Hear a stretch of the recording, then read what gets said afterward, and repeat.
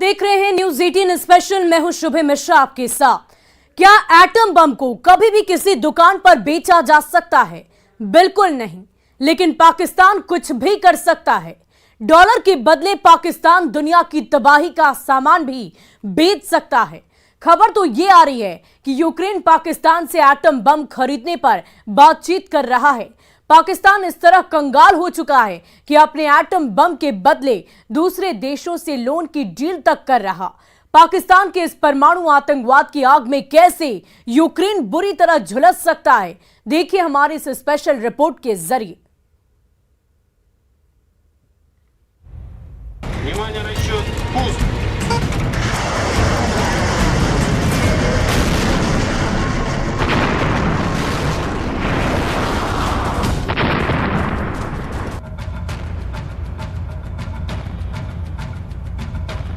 Pakistan atom bomb का सौदा कर रहा है।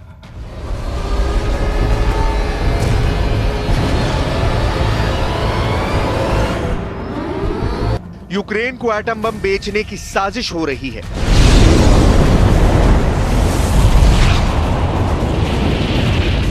क्या पाकिस्तान एटम बम की टेक्नोलॉजी यूक्रेन को देने की फिराक में है?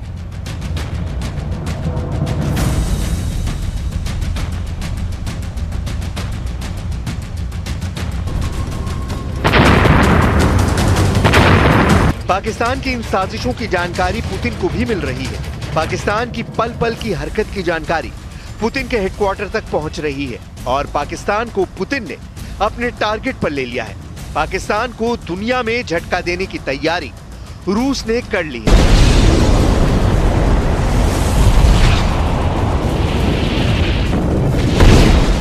और रूस के एक सांसद के बयान से इसकी शुरुआत भी हो चुकी है। एटम बम के जाल में पाकिस्तान बहुत बुरी तरह फंसने वाला है।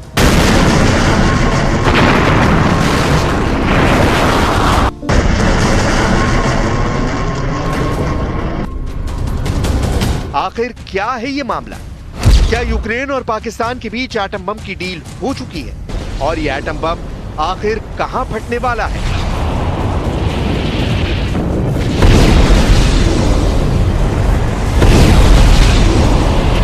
ज़ेलेंस्की एटम बम की तकनीक के कितने करीब तक पहुंच चुके हैं?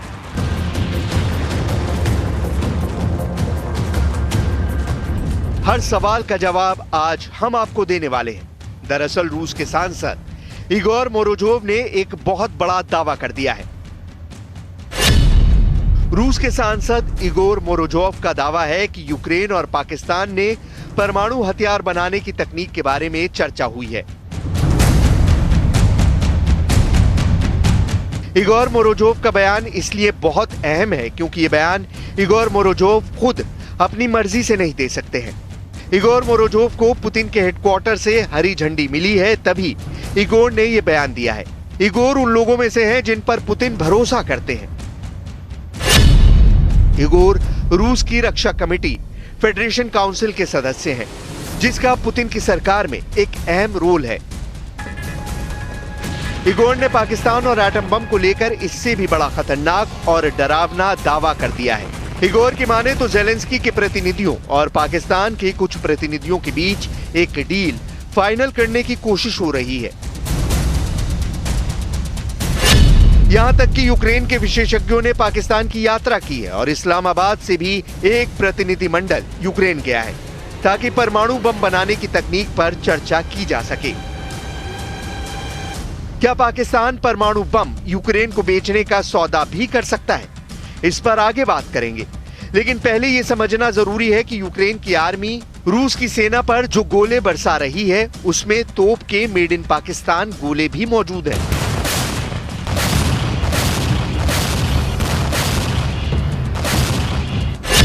Geopolitica.info के मुताबिक 6 अगस्त से 15 अगस्त तक यानी 10 दिनों तक ब्रिटेन रॉयल एयरफोर्स की बोइंग C-17 एक ग्लोबमास्टर को पाकिस्तानी हवाई अड्डे पर लैंड करते देखा गया था।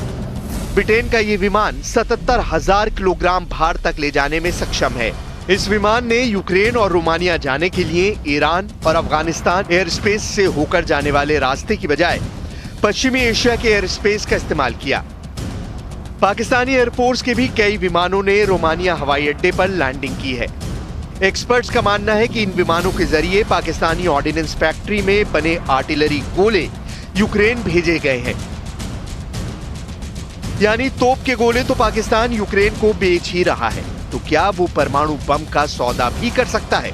पाकिस्तान एक फेल्ड स्टेट है, उसकी अर्थव्यवस्था पूरी तरह से कंगाल हो चुकी है और ऐसे में पाकिस्तान खुद को जिंदा रखने के लिए कोई भी आपराधिक वारदात को अंजाम दे सकता है, जिसमें एटम बम का सौदा भी कोई बड़ी बात नहीं होगी। नेटो ने भी एक रिपोर्ट में दावा किया है कि सऊदी अरब से लोन के बदले पाकिस्तान से एटम बम की डील हुई है।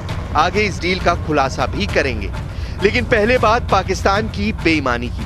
पाकिस्तान के वैज्ञानिक AQ खान पर पहले भी मिसाइल टेक्नोलॉजी उत्तर कोरिया और लीबिया जैसे देशों को बेचने के आरोप लग चुके हैं। AQ खान से इस पर सवाल भी पूछे जाते थे कि आखिर उन्होंने टेक्नोलॉजी बेचकर जो पैसे कमाए उसका क्या किया। AQ खान पर पाकिस्तान के अंदर इन आरोपों पर जांच भी हुई थी।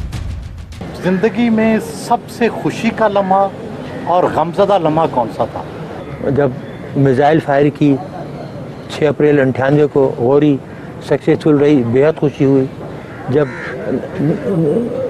28 मई को न्यूक्लियर एक्सप्लोजन हुए, बेहद खुशी हुई कि भाई हमने जो मेहनत की थी इतने बरसों वो कारामद रही। अल्लाह का शुक्र है कि पाकिस्तान ने एटॉमिक पावर बन गया। गमज़दा लम्हा कौन सा? गमज़दा तो बस यही है जो हमारे साथ सलूक किया, इससे बढ़ के और क्या होगा? इससे बढ़ के और कोई गमज़दा नहीं था। यानी गद्दार जो खुद गद्दार मुल्क को बेच दिया, पाकिस्तानी को बेच के पैसे लिए, वो मुहिब वतन है और हम गद्दार हैं। अब सवाल यह है कि क्या वाकई में इस वक्त ज़ेलेंस्की एटम बम बनाने की कोशिश कर रहे हैं? दरअसल सच्चाई यह है कि अगर यूक्रेन के पास परमाणु क्षमता होती तो वो निश्चित रूप से रूस का इतना आसान शिकार नहीं हो रहा होता। 1990 से पहले यूक्रेन में 8 परमाणु संयंत्र थे। कई परमाणु संयंत्रों पर अब रूस ने कब्जा कर लिया है ताकि यूक्रेन परमाणु बम नहीं बना सके। रूस ने यूक्रेन के खिलाफ युद्ध शुरू करने से पहले ज़ेलेंस्की पर एक आरोप ये भी लगाया था कि वो परमाणु बम बनाने की कोशिश में लगे हुए हैं।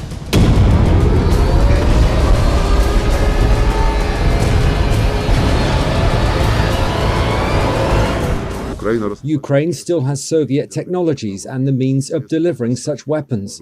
We cannot fail to respond to this real danger. Russia is a responsible member of the international community, committed to its obligations of mass destruction weapons non-proliferation. Ukraine की संसद सदस्य रहे पावलो रिजाने ने कहा था कि हमने एक समझौते के कारण परमाणु हथियार छोड़ दिए।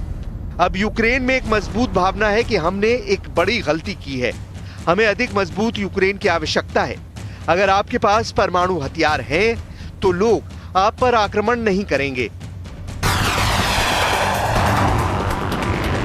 रूस के खिलाफ चल रहे इस परमाणु गेम में अमेरिका का रोल होने से भी इनकार नहीं किया जा सकता है। अक्टूबर के महीने में दूसरे हफ्ते में अमेरिका के राष्ट्रपति जो बाइडेन का एक बयान सामने आया था, जिसमें उन्होंने कहा था कि पाकिस्तान दुनिया का सबसे खतरनाक देश है। पाकिस्तान में अस्थिर राजनीतिक हालातों की वजह से परमाणु हथियारों का जखीरा गलत हाथों में जा सकता है। तब कैसे पाकिस्तान के न्यूज चैनलों पर यह ब्रेकिंग चली थी, जरा ये भी देखिए। बुलेटिन के आगाज में आपको बताएं कि अमेरिकी सदर के रूस यूक्रेन जंग पर गुफ्तगू के दौरान पाकिस्तान पर इल्जामात। पाकिस्तान दुनिया के खतरनाक तरीन ममालिक में से एक हो सकता है, ये कहना है अमेरिकी सदर का। पाकिस्तान के एटमी प्रोग्राम की कोई तरतीब नहीं, सदर जो बाइडेन की जानिब से ये भी कहा गया है। साल 2016 में ओबामा ने राष्ट्रपति रहते हुए कहा था कि पाकिस्तान के एटमी जखीरे पर पहरा होना चाहिए। दावा किया जाता है कि पाकिस्तान के कम से कम 12 आतंकी संगठन ऐसे हैं जो परमाणु हथियार हासिल करने की कोशिश कर सकते हैं। यूक्रेन या फिर किसी देश को परमाणु बम सप्लाई करने की बात पाकिस्तान के लिए कोई नई नहीं है। इससे पहले भी पाकिस्तान को लेकर नेटो की रिपोर्ट में खुलासा हो चुका है कि पाकिस्तान को सऊदी अरब अब इसलिए बड़े बड़े लोन दे रहा है क्योंकि पाकिस्तान ने गुपचुप तरीके से सऊदी अरब के लिए एटम बम बनाया है।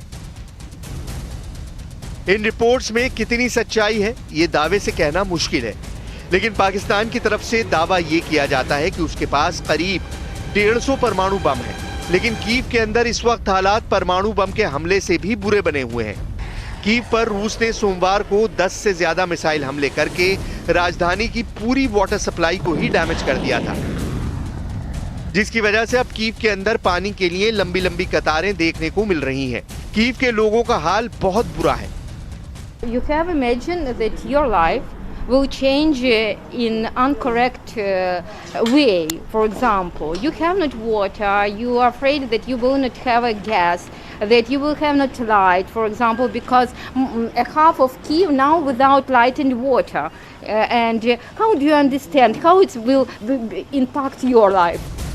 पुतिन अपने दुश्मन को कभी चैन की सांस नहीं लेने देते हैं और अगर पाकिस्तान ने रूस से दुश्मनी करने की ठान ली है तो फिर उसे पुतिन का कहर झेलने के लिए भी तैयार रहना चाहिए।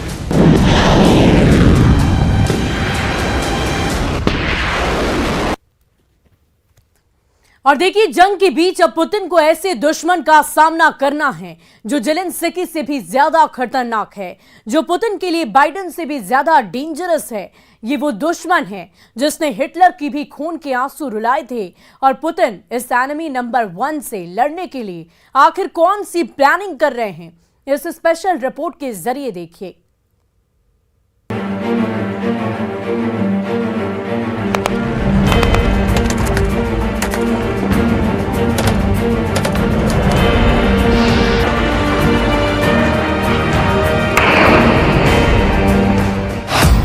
ज़ेलेंस्की से भी बड़ा दुश्मन,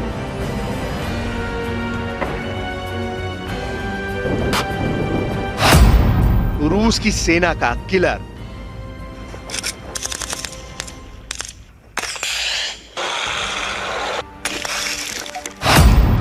बम, गोला, बारूद नहीं,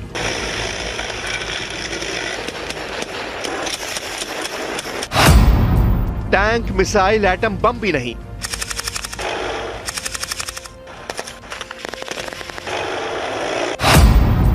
पुतिन की आर्मी के सामने बड़ी आफत।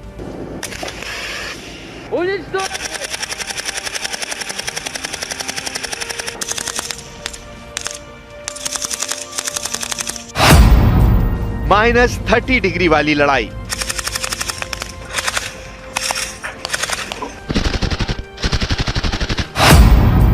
यूक्रेन का विंटर हॉरर।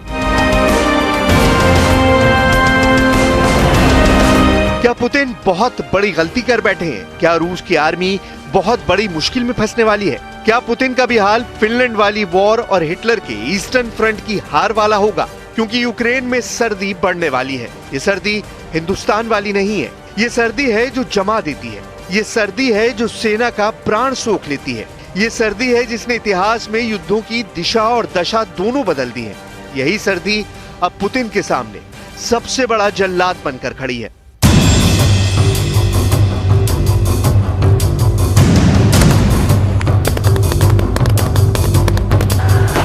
यही नहीं, अभी और देखिए।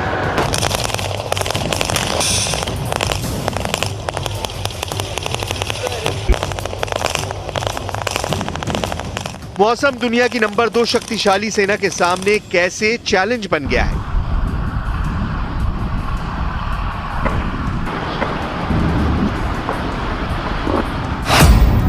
कीव हो या खार्किव या हो केरसान, चाहे हो सेवेस्तोपोल हो या फिर लुहांस्क या डोनेत्स्क, सर्दी आएगी तो सितम लाएगी और जो युद्ध में तबाही होगी उसकी सिर्फ कल्पना ही की जा सकती है।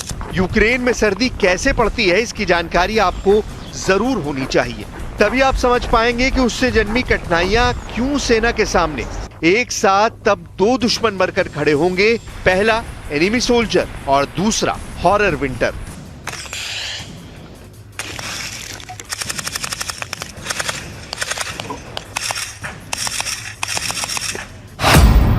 यूक्रेन में ठंड -31 डिग्री तक पहुंचती है। 24 घंटे में 20 इंच तक मोटी बर्फ जमा हो सकती है।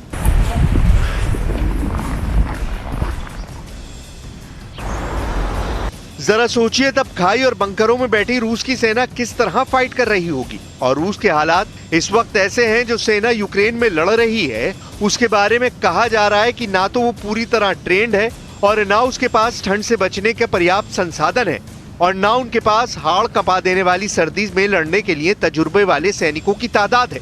और ये सिर्फ रूस के साथ नहीं है, यूक्रेन के सैनिकों के सामने भी अब की बार ठंड भारी पड़ने वाली है। इसकी बानगी देखिए।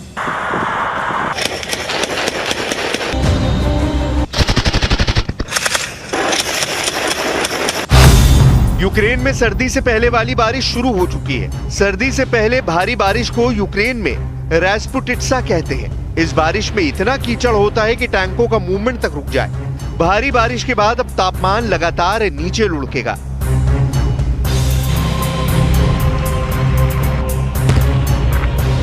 लुढ़कते तापमान का हासिल आपको हफ्ते 2 हफ्ते में दिखने लगेगा। ज़ेलेंस्की और पुतिन दोनों ही इस वक्त जितना अटैकिंग मोड में दिख रहे हैं, आने वाली सर्दियां उनके मिजाज को भी ठंडा कर देने की क्षमता रखती हैं। अत्यधिक ठंड की वजह से फ्रॉस्ट बाइट हो जाता है, जिसमें शरीर के अंग बर्फ बनकर कटने लगते हैं। इस दौरान जमीन पर बर्फ जम जाती है और टैंक, बख्तरबंद गाड़ियों का ईंधन टंकी के भीतर ही जम जाता है।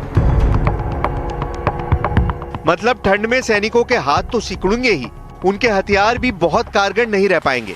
मोर्चे संभाले सैनिकों के सामने ठंड की सबसे बड़ी समस्या होगी खुद को वार्म रखने की। तब उन्हें गर्म कॉफी चाहिए। लेकिन रूस की सप्लाई लाइन का हाल है कि कर्च ब्रिज के टूटने से अभी चरमराई हुई है और सर्दी दस्तक दे चुकी है। हालांकि रूस के मुकाबले यूक्रेन की सेना तजुर्बे में और भी कमतर है। रही बात स्थान विशेष की, तो रूस और यूक्रेन के मौसम में फर्क नहीं है। रूस में भी 5 महीनों की सर्दियां रुला देती हैं और यही हाल यूक्रेन का है। लेकिन रणनीति जानकारों का मानना है कि सर्दियों में रूस का पड़ला भारी रह सकता है। जानकार इसके लिए इतिहास के पन्ने पलटने की सलाह देते हैं, क्योंकि ऐसा पहली बार नहीं हो रहा जब सर्दी आएगी और रूस युद्ध लड़ रहा होगा। इससे पहले भी कई बार सर्दियों में रूस ने जंग में जीत भी हासिल की है और ठंड ने रूस को हराया भी है।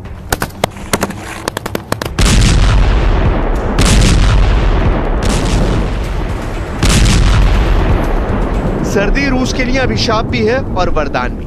3 शताब्दियों में 3 बार दिमाग को सुन्न कर देने वाली ठंड ने रूस को बचाया है। 1709 में किंग्स चार्ल्स बारह ने एक बड़ी सेना के साथ रूस पर आक्रमण किया। इतिहासकार इसे द ग्रेट नॉर्दर्न वॉर के नाम से जानते हैं, जिसमें सर्दियों में स्वीडन की सेना को पूरी तरह से नष्ट कर दिया। 1812 में नेपोलियन के अधीन मजबूत फ्रांसीसी सेना को कठोर रूसी सर्दियों के कारण हार का सामना करना पड़ा। सैकड़ों हजारों सैनिक मारे गए और न सिर्फ ग्रैंड आर्मी नष्ट हुई, बल्कि नेपोलियन के यूरोप पर शासन करने के मंसूबे भी तार-तार हो गए। द्वितीय विश्व युद्ध के दौरान जून 1942 में जर्मन सेना ने जब रूस पर आक्रमण किया, तो पहले साल रूसी सर्दी के कारण उनका पूरा लाव लश्कर बर्फ में जम गया। तीसरी सर्दी यानी 1942 के दिसंबर में जर्मन फौज को रूस से बेदखल कर दिया गया और रूस की लाल सेना ने युद्ध से पहले पोलैंड रूस सीमा को बहाल कर लिया। 1943 की सर्दी में जर्मन सेना को स्टालिनग्राद में रोककर नष्ट कर दिया गया। कुछ जानकारों का मानना है कि पुतिन भी हिटलर वाली ही गलती कर रहे हैं, क्योंकि रूस की सेना यूक्रेन में एक तरह से फंसी हुई है और इस बीच ठंड का कहर शुरू होने वाला ही है। हालांकि सर्दी के सितम के बीच रूस की जीत की कहानी आपने जो अभी देखी, उसमें हार की हाहाकार शामिल नहीं है। लिहाजा फिनलैंड और रूस के बीच की एक जंग की डिटेल आपको बतानी जरूरी है।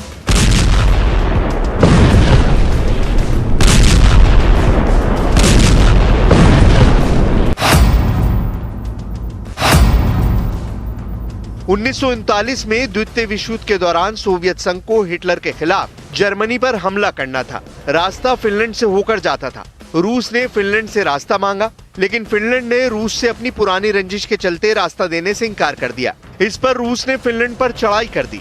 रूस की सेना की संख्या करीब 7,60,000 थी, वहीं फिनलैंड की आर्मी की संख्या सिर्फ 3,40,000 थी। रूस के पास 6,500 टैंक थे, जबकि फिनलैंड के पास महज 32 टैंक थे।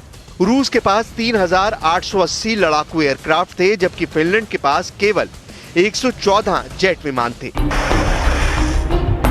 लेकिन फिनलैंड ने रूस को पराजित कर दिया। इसे देश ने गुरिल्ला वॉर और ठंड से रूस की शक्तिशाली सेना को चित कर दिया।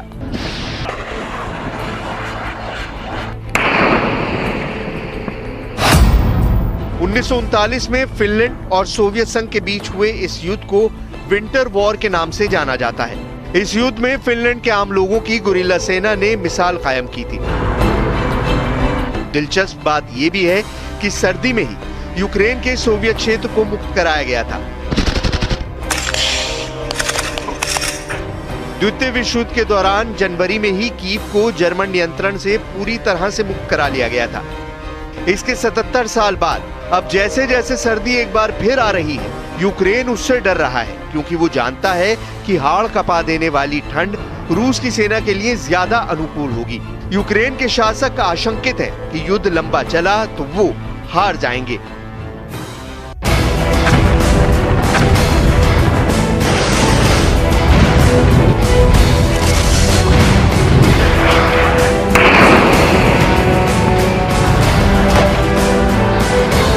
असल में सर्दी के दौरान क्या होगा? ज़ेलेंस्की मैदान मारेंगे या पुतिन? इसे लेकर कुछ भी नहीं कहा जा सकता।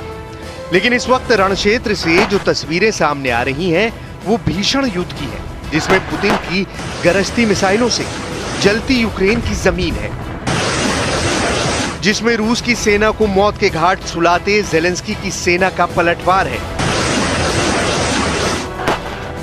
जिसमें अमेरिका और यूरोप के हथियारों की ताकत का प्रदर्शन है, और इन सब के बीच सिसकते सैनिकों के परिवार हैं, जिन्हें जंग नहीं शांति की दरकार है। सर्दियां आएंगी तो यूक्रेन की सेना ही नहीं, आम लोगों पर विपत्ति कितनी भारी पड़ेगी, उसका उदाहरण अभी से दिखने लगा है। राजधानी कीव में बिजली की कमी से हाहाकार है, क्योंकि रूस यूक्रेन के पावर प्लांट को निशाना बना रहा है। कीव के मेयर कंबल भेजने की अभी से अपील कर रहे हैं, जबकि अभी सर्दी ने दस्तक ही दी है। जरा सोचिए, जब मामला -30 डिग्री तक पहुंचेगा, तब कुल्फी की तरह जमे यूक्रेन में युद्ध का मैदान कैसा दिख रहा होगा।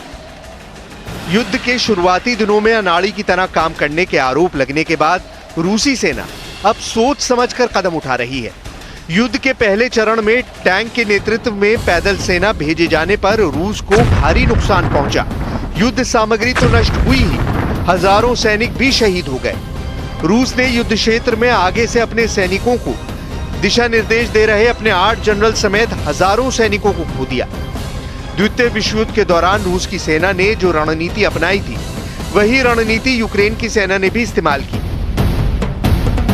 पश्चिमी देशों से मिले पोर्टेबल एंटी टैंक हथियारों के सामने रूसी टैंक आसानी से शिकार बनते चले गए। अब ऐसा लगता है कि रूस ने रणनीति बदल दी है। यूक्रेन की जमीन पर कब्जे के लिए अपनी पैदल सेना भेजने से पहले रूस यूक्रेन के हथियार डिपो और उसकी पैदल सेना को बर्बाद कर रहा है। 1943-44 में रूस के जनरलों ने इसी तकनीक का इस्तेमाल जर्मनी को अपनी मातृभूमि से बाहर निकालने के लिए किया था। असल में युद्ध कोई भी हो, यूरोप की सर्दियों वाली लड़ाई हमेशा भयानक रही है। उदाहरण के तौर पर क्रीमिया का युद्ध, जो जुलाई 1853 से सितंबर 1855 तक काला सागर के आसपास चला था, जिसमें फ्रांस, ब्रिटेन, सार्डिनिया, तुर्की एक तरफ और रूस ने दूसरी तरफ से लड़ा था।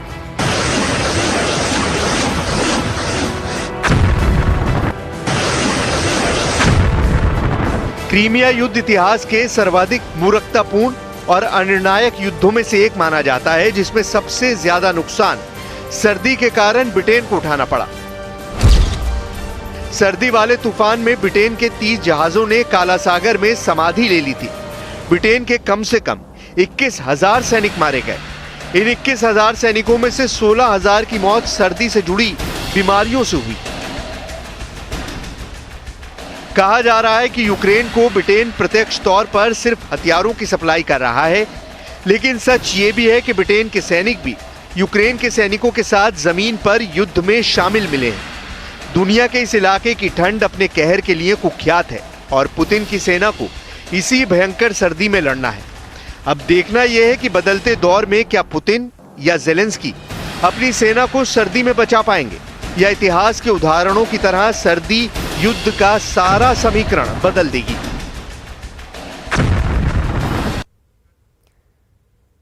और सेवेस्तोपोल नेवल बेस पर हुए ड्रोन अटैक के बाद राष्ट्रपति व्लादिमीर पुतिन ने यूक्रेन पर मिसाइलों की बौछार कर दी और यूक्रेन के अलग अलग शहरों पर तबाही बरसाती मिसाइलों को देखकर राष्ट्रपति जेलेंस्की के गुस्से का ज्वालामुखी फट चुका है। ये रिपोर्ट देखिए।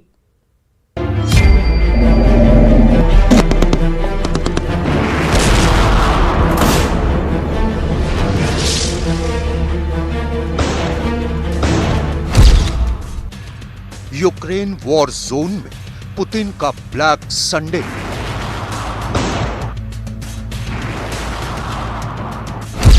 चौबीस घंटे में मारे गए 950 रूसी सैनिक।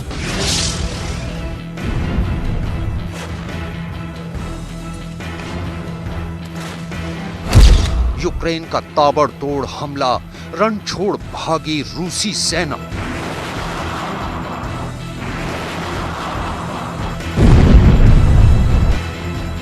जंग में फटा जेलेंस्की का ज्वालामुखी। और फिलहाल न्यूज़ 18 स्पेशल में आज के लिए बस इतना ही। आप बने रहे न्यूज़ 18 बिहार झारखंड के साथ।